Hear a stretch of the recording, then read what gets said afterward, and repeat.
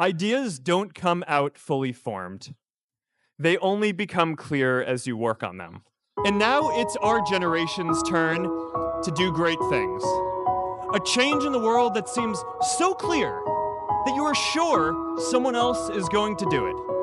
But they're not. You will. But it's not enough to have that purpose yourself. You also have to create a sense of purpose for others. And I found that out the hard way. You see, my hope was never to build a company. I wanted to have an impact. And as all these people started joining us, I just assumed that that's what they wanted to do too. So I never took the time to explain what it was that I hoped we'd build. A couple of years in, some big companies wanted to buy us. I didn't want to sell. I wanted to see if we could connect more people. Nearly everyone else wanted to sell. Without a sense of higher purpose, this was their startup dream come true, and it tore our company apart.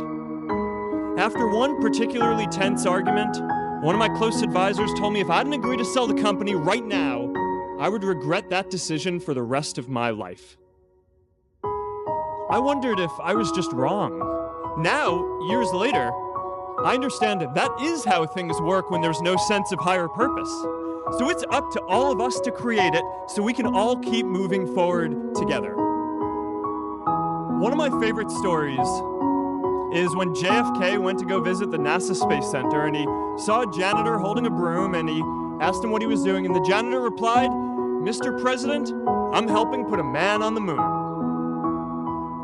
Purpose is that feeling that you are a part of something bigger than yourself, that you are needed, and that you have something better ahead to work for. Purpose is what creates true happiness. Let me tell you a secret. No one does when they begin. Ideas don't come out fully formed. They only become clear as you work on them. You just have to get started. Anyone working on a big vision is going to get called crazy, even if you end up right. Anyone taking on a complex problem is going to get blamed for not fully understanding it, even though it's impossible to know everything up front. Anyone taking initiative will always get criticized for moving too fast because there's always someone who wants to slow you down. In our society, we often don't take on big things because we're so afraid of making mistakes that we ignore all the things wrong today if we do nothing. The reality is, anything we do today is going to have some issues in the future.